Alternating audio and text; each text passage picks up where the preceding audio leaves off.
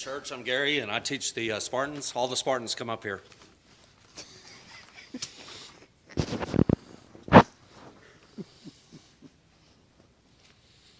I appreciate the opportunity that I have to teach these kids, and appreciate the trust that you as the parents give us, and it is a blessing to me. I want to start out by reading a couple of verses, then we're going to announce our winners, and then we have a few that are going to do a presentation. So, starting in Hebrews, chapter 11, verses 1 through 3. Now faith is the substance of things hoped for, the evidence of things not seen. For by it the elders obtained a good report. Through faith we understand that the worlds were framed by the word of God, so that things which are seen were not made of things which do appear. In chapter 12, verses 1 and 2.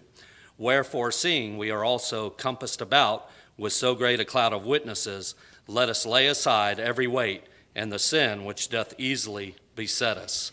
And let us run with patience the race that is set before us, looking unto Jesus, the author and finisher of our faith, who for the joy that was set before him endured the cross, despising the shame, and is set down at the right hand of the throne of God.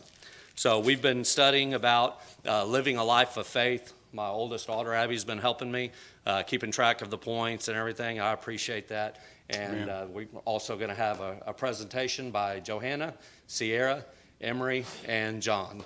And so we appreciate y'all. Thank you. Oh, yeah. Forgot to announce the winners. Sorry. Okay, so fourth place, very close to third. We had Johanna Church. She got very close.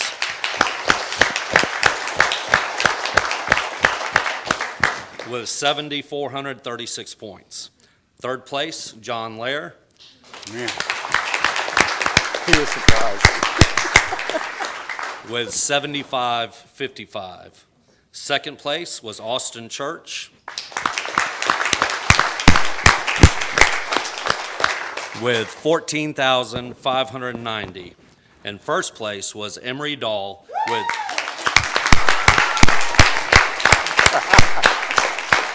with 15,065 points. So they will all be getting their rewards next week. So, all right, y'all get ready for your presentation. Go ahead. Our Wednesday night class has been talking about the heroes of faith. I was given the part of Jephthah, son of Gilead, a mighty man of valor. His account was found in the book of Judges, chapter number 11.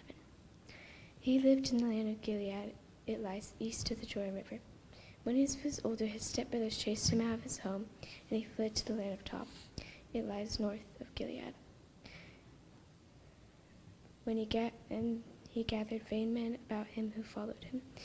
Later, God let the Ammonites oppress his people because of Gilead's sin. So the elders of Gilead came to him and asked him if he would lead their army to defeat the Ammonites. He said, "Did ye not hate me and expel me out of my father's house? Why come unto me now in your time of distress?" He said he would agree if they led him back into his father's house. The elders of Gilead said unto Jephthah, "The Lord be witness between us, if we do not so according to thy words." In the end, Jephthah became a judge and a military chief of Gilead.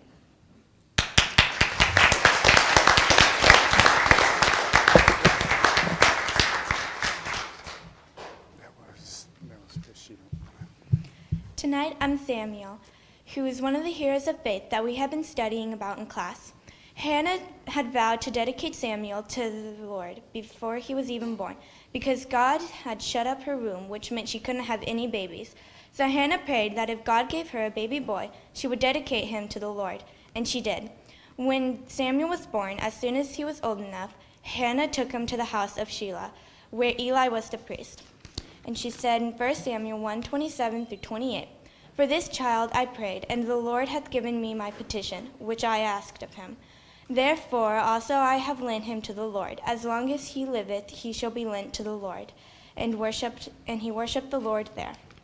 Not only did Samuel have to have faith in the Lord, because he barely got to see his mother growing up, but Hannah had to have faith in the God that he and Eli would take good care of her only son. Amen.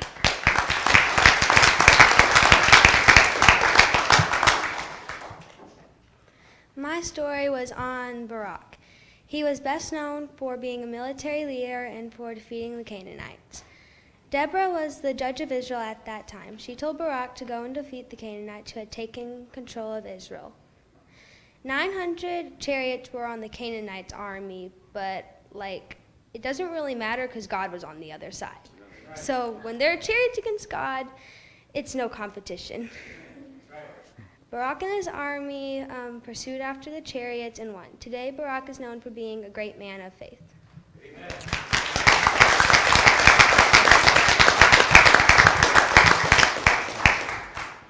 My character is about Gideon. When Gideon was a judge over Israel, the Midianites were the enemy over them.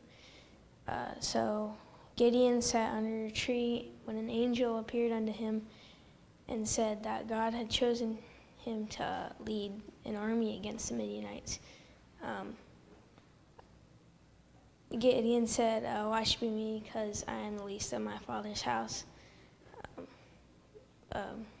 So the angel said, or Gideon said, "Show me a sign, and I will go." So Gideon went into his house and prepared, killed a kid and baked some bread, and he put it in front of the angel, and the angel touched it with his staff, and it was consumed in fire. But Gideon still didn't have enough faith, so he said, on the first morning, make the ground dry, but the fleece of sheepskin wet. And so he went out in the morning, and the ground was dry and the fleece was wet. So he wrung out the fleece and put it back, and he said, next morning the ground be wet and the fleece dry. And he went out, and the fleece was dry and the ground was wet. So finally Gideon went out and prepared and gathered up 30,000 men to go up to fight the Midianites. But God said to Gideon, send all the men home that are scared and don't want to fight. And so he sent them all home, and he was left with 10,000 men. And then God said, take them to the stream, and those who drink with their heads in the water to send home, because they wouldn't be alert to if an enemy attacked them. From those who poked up the water with their hands, they would stay. And he was left with 300 men. And so they went out, and they got into groups of 3 with 100 in each group. And they had a torch with a pitcher over the top and a trumpet. And when they started, they broke the pitcher, and they showed the torch, and they blew the trumpet and said, the sword of the Lord and of Gideon. And the Midianites rushed out of their tents and were so confused that they started to kill each other. So God had given Gideon and his army the victory. Yeah.